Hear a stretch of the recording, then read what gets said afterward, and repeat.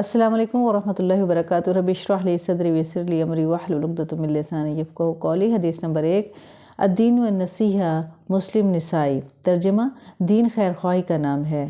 وضاحت: آپ صلی اللہ علیہ وسلم نے 3 مرتبہ یہ بات فرمائی، دیندار کا مطلب خیر خواہ ہونا ہے، دوسروں کا بھلا چاہنا ہے، ہر ایک کے ساتھ اللہ کے لیے خالص ہو جانا ہے، ہر ایک کے ساتھ اللہ کے لیے مخلص ہو جانا ہے، ہر کسی کے لیے وہی چاہنا ہے جو اپنے لیے چاہنا ہے۔ حدیث نمبر 2، لا تمنوا الموت۔ ترمذی میں یہ حدیث مبارکہ موجود ہے۔ ترجمہ: موت کی تمنا نہ کرو۔ وضاحت: تکلیف کے وقت انسان اللہ کے قریب ہوتا ہے، تکلیف کے وقت دعائیں قبول کی جاتی ہیں۔ زندگی ایک نعمت ہے جو صرف ایک ہی دفعہ ملتی ہے، موت کے بعد ایک اور زندگی ہے۔ تکلیف کے وقت دعائیں مانگیں، صبر کریں، ہمت سے کام لیں، درجات کی بلندی کا سبب بنے گا۔ یعنی جتنی بھی تکلیف اور پریشانی آئے، ہمیں موت کی تمنا نہیں کرنی بلکہ اس میں خیر خواہی کرنی ہے، دعائیں مانگنی ہیں، کیونکہ دعائیں اس وقت قبول ہوتی ہیں جب انسان تکلیف اور پریشانی میں ہوتا ہے۔ حدیث نمبر 3، فلا تعتوا الکہان، فلا تعتوا الکہان۔ مسلم کی حدیث مبارکہ ہے۔ ترجمہ: پس تم غیب کی خبریں بتانے والے کے پاس نہ جایا کرو۔ وضاحت: غیب کا علم صرف اور صرف اللہ تعالیٰ کے پاس ہے، یہ ہمارے لیے خیر ہے۔ ان کے پاس جانے سے انسان کا کانفیڈنس بالکل ختم ہو جاتا ہے، یعنی جو غیب کی باتیں بتاتے ہیں، ان کی باتوں پر یقین کرنے سے انسان کے اعمال ضائع ہو جاتے ہیں۔ انسانوں کی 40 دن دعا قبول نہیں ہوتی اور مقبول 40 نمازیں انسان کی ضائع ہو جاتی ہیں اگر ان کی بات کا یقین کریں تو۔ یعنی آج کل جیسے بہت لوگ کہتے ہیں جی اس کے پاس چلتے ہیں، جادو ٹونے تویز اس طرح کے جو لوگ کرتے ہیں، تو پھر وہ سمجھ رکھیں ان کے پاس جانے کا نہ صرف گناہ ہے بلکہ اس سے ہمارے اپنے اعمال ضائع ہونے کا بھی خطرہ رہتا ہے۔ حدیث نمبر 4، المرء مع من احب۔ بخاری شریف کی حدیث مبارکہ ہے۔ ترجمہ: آدمی ان کے ساتھ ہوگا جن سے وہ محبت کرتا ہے۔ اللہ اور اس کے رسول سے محبت پیدا کریں۔ جو آپ صلی اللہ علیہ وسلم کی سنتوں سے محبت کرتا ہے وہ قیامت کے دن آپ کے ساتھ ہوگا۔ حدیث نمبر 5، المجالس بالامانہ۔ سیوطی میں یہ حدیث مبارکہ موجود ہے۔ مجلسوں کے راز امانت ہیں، لوگوں کا اکٹھا بیٹھنا مجلس کہلاتا ہے۔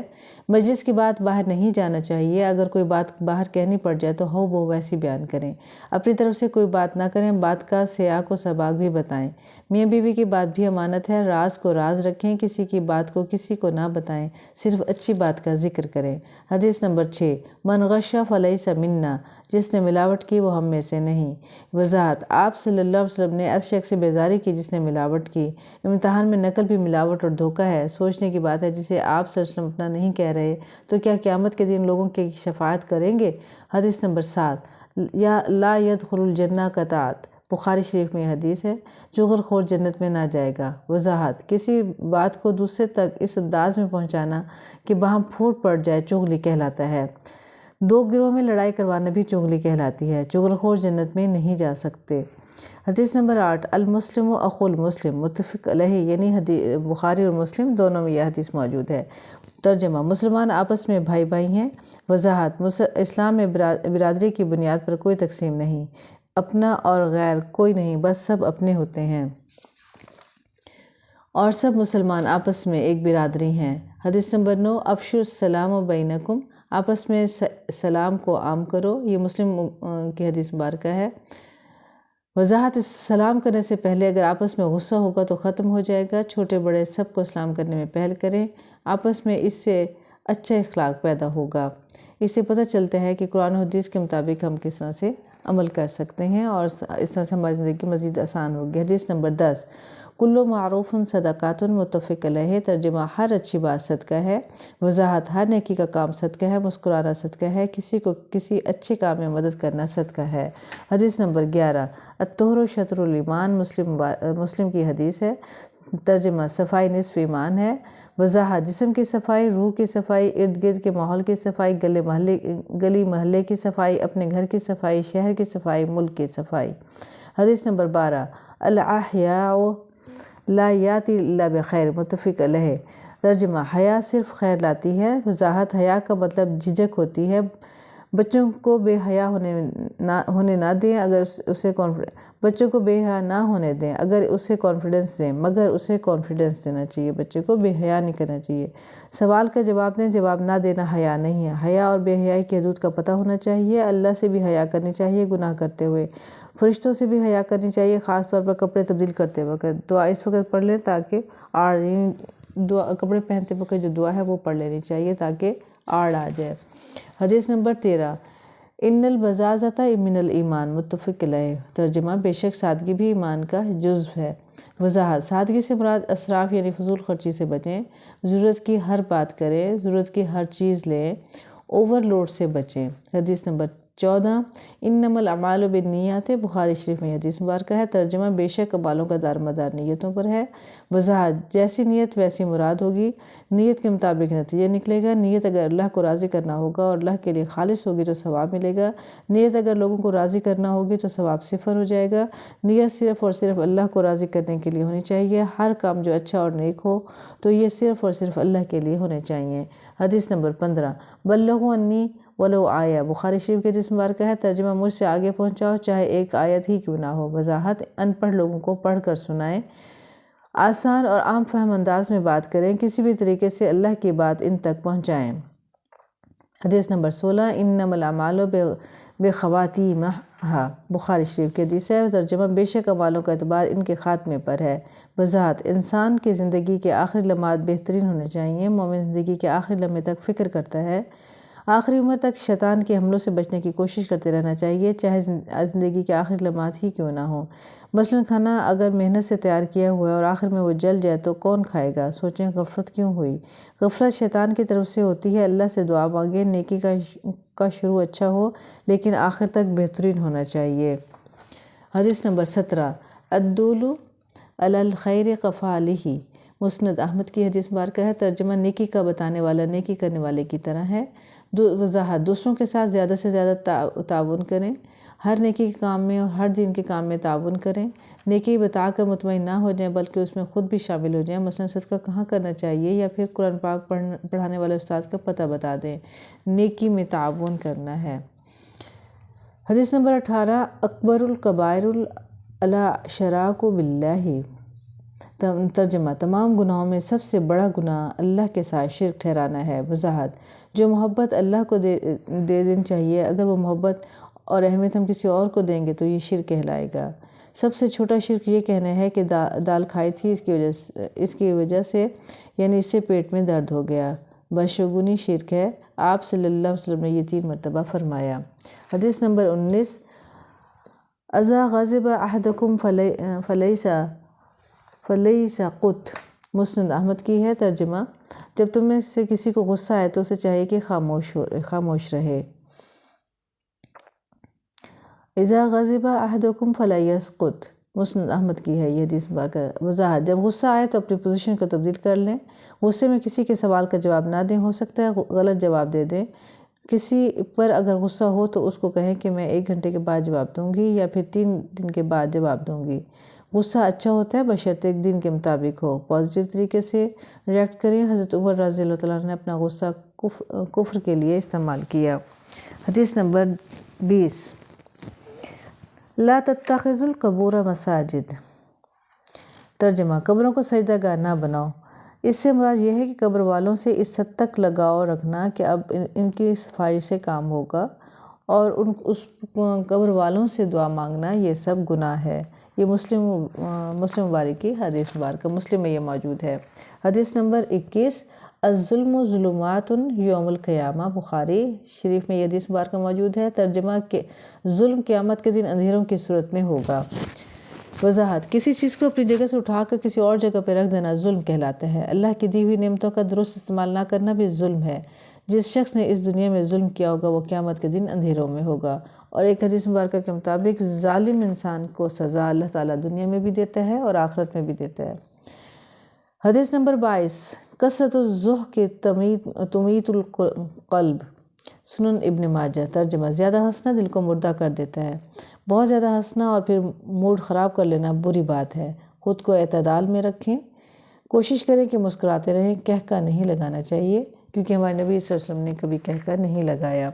حدیث نمبر 23، اتقوا النار ولو بشق تمرہ، بخاری میں یہ حدیث مبارکہ ہے۔ ترجمہ، آگ سے بچو اگرچہ وہ ٹکڑا کھجور صدقہ کرنا ہو۔ وضاحت، گھر میں جو پیسے چینج بچے ہوتے ہیں انہیں اکٹھا کر کے صدقہ باکس میں ڈال دیں۔ یعنی گھر میں بھی ایک ایسا باکس بنا لیں جس میں صدقے کے پیسے، خیرات کے پیسے اور زکوٰۃ کے پیسے رکھے ہونے چاہیے، تاکہ جب کوئی مانگنے والا آئے تو پریشانی نہ ہو۔ کھانے کے کسی بھی چیز میں کسی کو شامل کر لیں، یہ بھی صدقہ کہلاتا ہے۔ حدیث نمبر 24، انا خاتم النبیین لا نبی بعدی، مسند احمد میں ہے، ترجمہ میں محمد آخری نبی ہوں، میرے بعد کوئی نبی نہیں آئے گا۔ تو یہ دیکھنا چاہیے، جو ہم یہ ختم نبوت پہ بہت زیادہ تقاریر کرتے ہیں، تو یہ ہمیں سمجھ ہونی چاہیے کوئی مسلمان ہو ہی نہیں سکتا اس وقت تک جب تک وہ نبی صلی اللہ علیہ وسلم کو آخری نبی نہ مان لے۔ لہٰذا اس بات کا یقین رکھیں اور بتائیں سب کو کہ ہمارے نبی صلی اللہ علیہ وسلم آخری نبی، ان کے بعد کوئی نبی نہیں آنا۔ حدیث نمبر 25، الجنت تحت اقدام الامہات، جنت ماؤں کے قدموں تلے ہے۔ وضاحت، اس کا مطلب ہے کہ والدین کے سامنے جھک کر رہیں، جب پاؤں کی طرف جاتے ہیں تو انسان جھکتا ہے۔ والدین کے سامنے عاجزی سے رہیں، والدین پر خرچ کریں اور ان کی تمام ضروریات کو پوری کریں۔ حدیث نمبر 26، من یحرم الرفق یحرم الخیر کلہ، سنن ابو داؤد، ترجمہ جو نرمی سے محروم ہے وہ خیر سے محروم ہے۔ اس کی وضاحت، سیلف رسپیکٹ کا خاص خیال رکھیں، بچوں کے ساتھ اور بڑوں کے ساتھ نرمی اختیار کریں، بولنے کا انداز اور لب و لہجہ نرم رکھیں، دوسروں کے ساتھ، نوکروں کے ساتھ نرمی اختیار کریں۔ نرمی کے بغیر انسان نیکی کی روح تک نہیں پہنچ سکتا، ہر جانداز سے نرمی کا برتاؤ کریں۔ نرمی ہر خیر کی کنجی ہے، ہر کام آرام سے، بردباری سے کریں، سکون سے کام کریں۔ چیک لسٹ بنائیں اپنی، کسی کو کوئی چیز کیسے دینی ہے، کیسے یعنی اپنی چیک لسٹ بنانی چاہیے کہ میں کس طرح سے کرتی ہوں، کسی کو کوئی چیز کیسے دیتی ہوں، کیسے چلتی ہوں، کسی سے کیسے لیتی ہوں، دروازے کیسے بند کرتی ہوں، بیٹھتی کیسے ہوں، میرے چہرے کے انداز کیسے ہوتے ہیں، چیزوں کو کیسے استعمال کرتی ہوں، آنکھوں سے کیسے دیکھتی ہوں، خوش اور غم میں کیسا رویہ ہوتا ہے، عام لوگوں کے ساتھ کیسا رویہ ہوتا ہے، اجنبی لوگوں کے ساتھ کیسا رویہ ہوتا ہے، شاپنگ کیسے کرتی ہوں، پبلک پلیس پر کیا رویہ ہوتا ہے، جب بیمار ہوتی ہوں تو میرا کیا رویہ ہوتا ہے، بہن بھائیوں کے ساتھ کیسا رویہ، سسرال کے ساتھ کیسا رویہ، اپنی تنقید سن کر کیا رویہ ہوتا ہے، فقیروں کے ساتھ کیا رویہ ہوتا ہے، ان تمام سوالات سے اپنا احتساب کریں۔ یعنی اس سے اندازہ ہوگا کہ ہم نرمی کی طرف جا رہے ہیں یا سختی کی طرف جا رہے ہیں۔ حدیث نمبر 27، اذا لم تستحی فاصنع ما شئت، بخاری شریف میں یہ حدیث مبارکہ ترجمہ، جب تم حیا نہ کرو تو پھر جو چاہے کرو۔ حیا انسان کے طرف وہ قوت ہے جو برائی سے روکتی ہے۔ خواہشات نفس کے منہ زور گھوڑے کی لگام حیا ہے۔ جس انسان میں حیا نہیں، یعنی اللہ سے شرم نہیں، وہ نہ تو حقوق اللہ ادا کر سکتا ہے اور نہ حقوق العباد ادا کر سکتا ہے۔ آپ صلی اللہ علیہ وسلم نے ارشاد فرمایا، جس میں حیا نہیں ہوگی وہ چیزوں کو عیب دار بنا دے گی، اور جس میں حیا ہوگی وہ چیزوں کو چار چاند لگا دے گی۔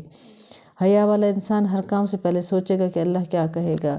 حدیث نمبر 28، لا یرحم اللہ من لا یرحم الناس، بخاری شریف کی حدیث مبارکہ ترجمہ، جو لوگوں پر رحم نہ کرے اللہ اس پر رحم نہیں فرماتا۔ وضاحت، ہر جاندار پر رحم کرنا چاہیے، رحم پسندیدہ ہے، جبکہ ترس کسی کو کم تر سمجھ کر رحم کیا جاتا ہے۔ اس سے کسی پر رحم کریں تو ترس نہ کریں، ترس اور رحم میں فرق محسوس کریں۔ ترس کسی کو حقیر سمجھ کے کیا جاتا ہے، وہ جو نہیں کرنا چاہیے۔ حدیث نمبر 29، احب البلاد الی المساجدها، مسلم کی حدیث مبارکہ ترجمہ، اللہ کے نزدیک سب سے محبوب جگہ مسجدیں ہیں۔ وضاحت، سب سے پسندیدہ جگہ اللہ کو مسجد ہے اور سب سے ناپسند جگہ بازار ہے۔ ہمیں بازار بھاگ بھاگ کر نہیں جانا چاہیے بلکہ ضرورت سے جانا چاہیے، اس کی حدیث مبارک میں اس کی اجازت ہے۔ حدیث نمبر 30، لیس منا من لم یتغن بالقرآن، بخاری کی حدیث مبارکہ ترجمہ، جو قرآن کو خوشی لانے خوبصورت آواز کے ساتھ نہیں پڑھتا وہ ہم میں سے نہیں۔ وضاحت، اپنی آواز کو اپنے سٹائل میں رکھیں، اللہ کا ڈر جس دل میں ہوگا اس کی آواز اتنی ہی اچھی ہوگی۔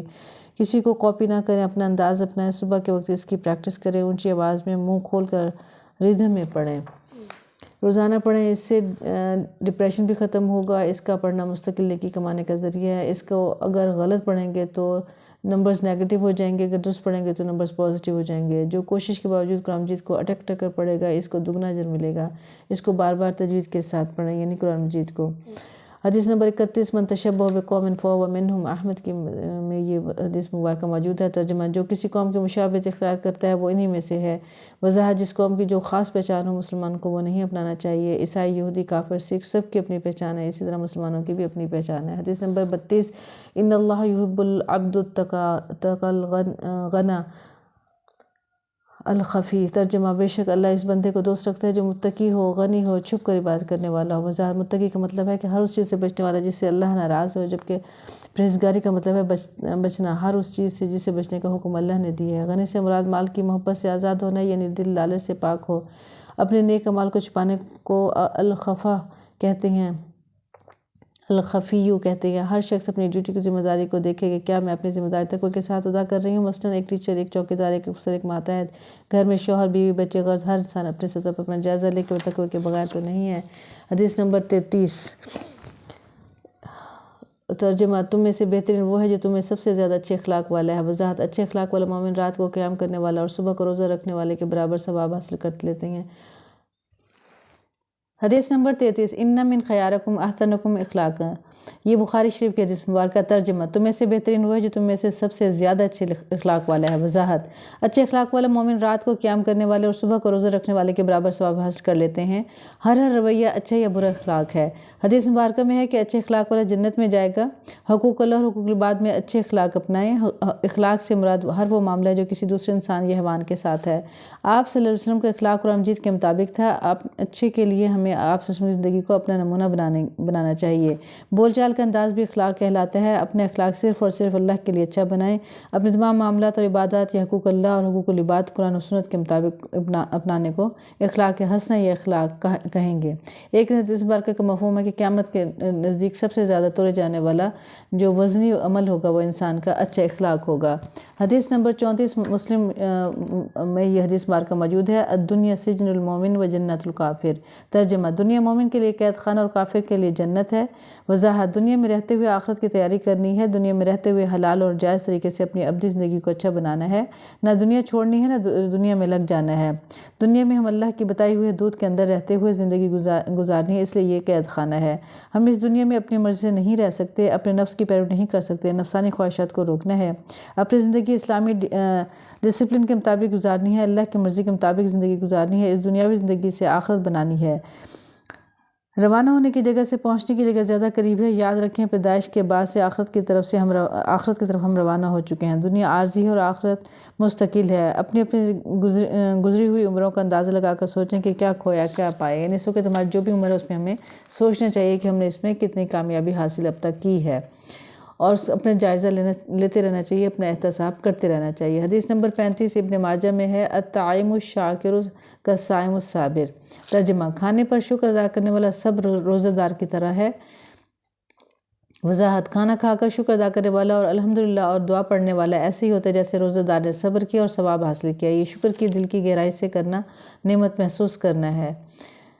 کھانا کھاتے ہوئے یہ نیت کر لیں کہ میں کھانا اس لیے کھاتی ہوں تاکہ اللہ کی عبادت کر سکوں، حقوق اللہ اور حقوق العباد ادا کر سکوں۔ کھانا کھاتے ہوئے نیت کریں کہ میں سنت پوری کرتی ہوں۔ اچھے وقت میں ہمیشہ اپنا برا وقت یاد رکھیں تاکہ شکر ادا ہو سکے۔ بھوکے کو کھانا کھلانا سب سے بڑی نیکی ہے، نیکیوں میں نمبر 1 پر یہ نیکی ہے۔ ان نیتوں سے جب ہم کھانا کھائیں گے تو ہر لقمہ عبادت بن جائے گا انشاءاللہ۔ حدیث نمبر 36 کلو بدعت ضلالۃ وکل ضلالۃ فی النار۔ السیوطی میں یہ حدیث مبارکہ موجود ہے۔ ترجمہ ہر بدعت گمراہی ہے اور ہر گمراہی آگ میں ہے۔ وضاحت اپنا احتساب کریں کہ کہیں میں بدعت میں تو مبتلا نہیں۔ احتساب کے لیے حقوق اللہ اور حقوق العباد کی لسٹ بنا کر اپنا احتساب کریں اور اپنے اصلاح کریں، یعنی اپنے اوپر نظر رکھیں کہ میں کہاں پہ بدعات کر رہی ہوں۔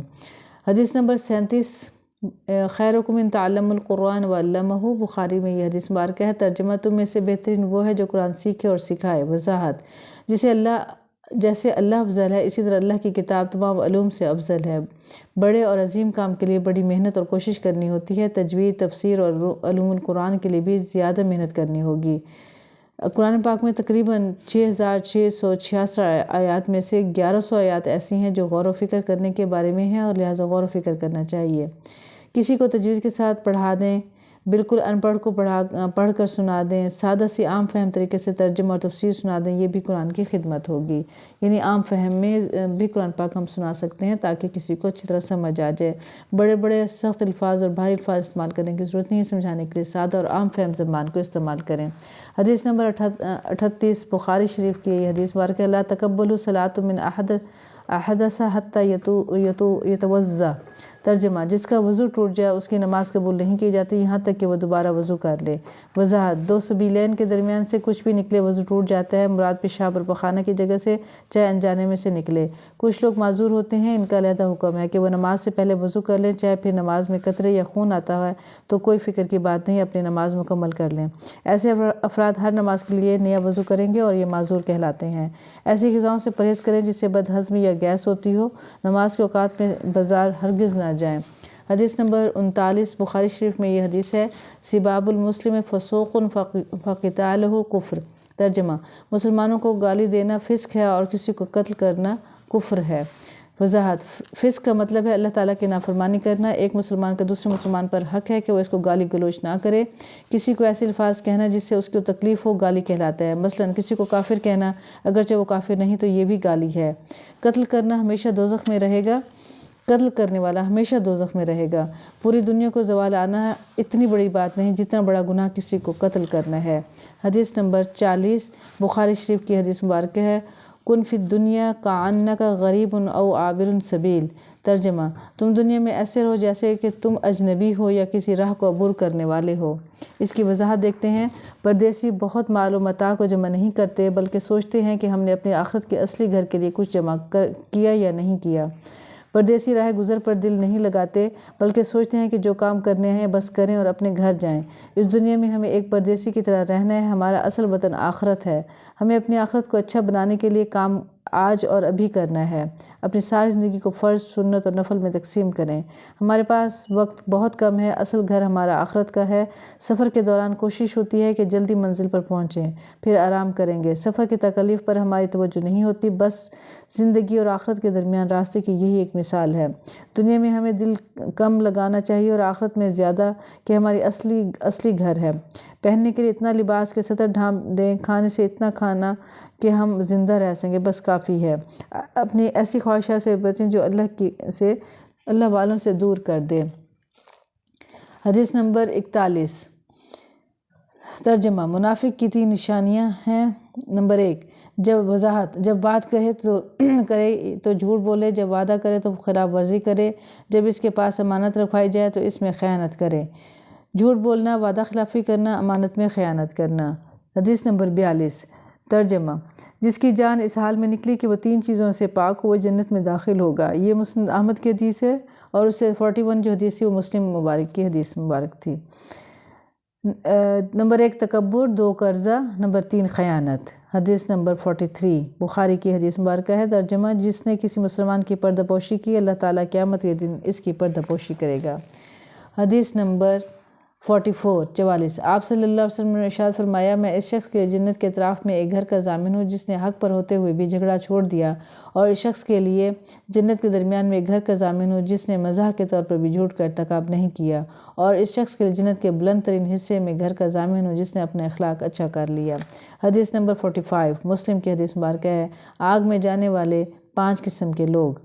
رسول اللہ صلی اللہ علیہ وسلم نے ایک خطبے میں ارشاد فرمایا: آگ میں جانے والے 5 قسم کے لوگ ہیں۔ پہلے وہ جاہل لوگ جنہیں حلال و حرام میں کوئی تمیز نہیں، دوسرے کے پیچھے آنکھیں بند کر کے چلتے ہیں اور اپنے اہل و عیال اور مال و منال سے بے پرواہ رہتے ہیں۔ دوسرا وہ خائن شخص جسے معمولی سی چیز کی ضرورت محسوس ہوتی ہے تو وہ خیانت کرنے لگتا ہے۔ تیسرا وہ شخص جو تیرے اہل اور مال میں تجھے دھوکہ دینے والا ہو۔ پھر آپ صلی اللہ علیہ وسلم نے بخیل یا جھوٹے آدمی کا ذکر فرمایا، اور 5واں وہ شخص جو فحش گوئی اور گالیاں بکنے والا ہو۔ یہ صحیح مسلم کی حدیث نمبر 7207 ہے۔ حدیث نمبر 46 قیامت کے دن سوال۔ سنن ترمذی میں یہ حدیث ہے 2417۔ ترجمہ: قیامت کے دن کسی شخص کی قدم اس وقت تک نہ ہل سکیں گے یہاں تک کہ اس سے اس کی عمر کے بارے میں سوال نہ کیا جائے کہ اس نے عمر کن کاموں میں گزاری، اپنے علم پر کیا عمل کیا، مال کہاں سے کمایا، کس کام میں خرچ کیا، اور اپنے جسم کو کس چیز میں گلائے استعمال کیا۔ یعنی ٹینشن لے کے جو ہم اپنے آپ کو بالکل خراب کر لیتے ہیں، اس کے بارے میں بھی پوچھا جائے گا کیوں ٹینشن لیا، اگرچہ ٹینشن لینے کی وہ بات نہیں تھی۔ حدیث نمبر 47 وقت کی قدر۔ سیدنا ابن عباس رضی اللہ تعالیٰ عنہ سے روایت ہے کہ آپ صلی اللہ علیہ وسلم نے ایک شخص کو نصیحت کرتے ہوئے فرمایا: 5 چیزوں سے پہلے غنیمت جانو، اپنی جوانی کو بڑھاپے سے پہلے، اپنی صحت کو بیماری سے پہلے، اپنی مالداری کو اپنی فقیری سے پہلے، اپنی فراغت کو اپنی مشغولیت سے پہلے، اور اپنی زندگی کو اپنی موت سے پہلے۔ حدیث نمبر 48 صحیح بخاری کی حدیث نمبر ہے 6472۔ بلا حساب جنت میں جانے والے لوگ۔ اور رسول اللہ صلی اللہ علیہ وسلم نے ارشاد فرمایا میری امت کے 70,000 لوگ بغیر حساب کے جنت میں داخل ہوں گے۔ یہ وہ لوگ ہوں گے جو جھاڑ پھونک نہیں کرواتے، بدشگونی نہیں لیتے اور اپنے رب پر بھروسہ کرتے ہیں۔ حدیث نمبر 49 ترجمہ مومن کو خوش کر دینا، یہ بھی حدیث شعیب الایمان بہقی میں ہے 7679۔ ترجمہ مومن کو خوش کر دینا، اس کا قرض اتار دینا، اس کی ضرورت کو پوری کر دینا، اس کی مصیبت کو دور کر دینا، یہ تمام افضل اعمال میں سے ہیں۔ حدیث نمبر 50 اس کا عنوان ہے حدیث مبارکہ قرآن مجید کی عظمت کے بارے میں احادیث مبارکہ بتائی گئی ہیں۔ رسول اللہ صلی اللہ علیہ وسلم نے فرمایا جس نے قرآن کے ایک حرف کی تلاوت کی اسے اس کے بدلے میں ایک نیکی ملے گی اور ایک نیکی کا ثواب 10 گنا ہے، اور میں یہ نہیں کہتا کہ الف لام میم ایک حرف ہے، بلکہ الف ایک حرف ہے، لام ایک حرف ہے اور میم ایک حرف ہے۔ آپ صلی اللہ علیہ وسلم نے ارشاد فرمایا تم میں سے بہترین وہ لوگ ہیں جو قرآن سیکھیں اور سکھائیں۔ اور رشک کے قابل انسان، نبی صلی اللہ علیہ وسلم نے ارشاد فرمایا کہ رشک کے قابل 2 آدمی ہیں، ایک وہ جسے اللہ تعالیٰ نے قرآن دیا اور وہ رات دن کی گھڑیوں میں اس کے ساتھ منہمک رہتا ہے، یعنی وہ پڑھتا رہتا ہے، دوسرا وہ جسے اللہ تعالیٰ نے مال دیا اور وہ رات اور دن کی گھڑیوں میں سے خرچ کرتا رہتا ہے۔ رسول اللہ صلی اللہ علیہ وسلم نے ارشاد فرمایا جس نے رات کو 100 آیات پڑھیں اس کے لیے ساری رات قیام کا ثواب لکھا جاتا ہے۔ تو یہ تمام احادیث مبارکہ تھیں جو تقریباً 40 ہیں، اور یہ حصہ اول ہے، انشاءاللہ باقی حصہ 2 میں بیان کی جائیں گی احادیث مبارکہ۔ ان تمام احادیث مبارکہ کو سنیں اور اس کو سمجھیں اور اس کو عمل میں لانے کی کوشش کریں، کیونکہ قرآن و حدیث اللہ تعالیٰ نے ہمیں اسی لیے دیا ہے، نبی صلی اللہ علیہ وسلم نے احادیث مبارکہ دی ہیں، قرآن دیا ہے ہمیں اس لیے دیا ہے تاکہ ہم اس پہ عمل کر سکیں۔ تو قرآن و حدیث عمل کرنے کے لیے آیا ہے، صرف اپنے شیلف بھرنے کے لیے نہیں آیا کہ ہم کتابیں پڑھتے چلے جائیں اور پھر یہ سوچیں کہ ہمارے پاس بہت بکس ہیں، ہم نے بہت پڑھ لیا۔ پڑھنا مقصود اس لیے ہے کہ تاکہ اس پہ عمل کیا جائے، جتنا زیادہ ہم عمل کریں گے اتنا زیادہ ہمیں فائدہ ہوگا، اور یہ عمل کے لیے آیا ہے۔ اور قیامت کے دن پوچھا جائے گا سوال کہ تم نے علم کتنا حاصل کیا تھا اور پھر اس پہ کتنا عمل کیا تھا۔ تو میری عزیز بہنوں کوشش کریں عمل کی طرف آئیں، اور عمل ہی ہماری زندگی کا مقصد ہونا چاہیے۔ جب بھی ہم کوئی علم حاصل کریں، کوئی اچھی بات سنیں، سمجھیں، سیکھیں، تو مقصد یہ ہونا چاہیے کہ ہم اس پہ خود بھی عمل کریں اور اپنی دوسری بہنوں کو بھی اس بتائیں تاکہ وہ بھی عمل کریں۔ قرآن و حدیث کی باتوں کو سنیں، سمجھیں، اس پر عمل کریں اور پھر اوروں کو بتائیں۔ یہی صدقہ جاریہ ہمارا بنے گا اور یہی تبلیغ کہلاتا ہے، اور ہمیں اس طرح سے کوشش کرنی چاہیے کہ پہلے اپنے عمل کو پختہ کرنا چاہیے، پھر ہم اسے آگے کی طرف پہنچائیں اور سب کی خیر خواہی کریں۔ ہمیں سب کی فکر ہونی چاہیے، اپنی فکر کے ساتھ ساتھ سب کی فکر ہونی چاہیے۔ اور یہ حدیث مبارکہ وہ بلغوا نہیں آیا کہ چاہے ایک حدیث بھی آپ نے پڑھ لیا وہ آگے کنوے کریں، آگے دیں، آگے بتائیں سب کو۔ اللہ تعالیٰ ہمیں علم کے ساتھ عمل کرنے کی توفیق و سعادت نصیب فرمائے، آمین یا رب العالمین۔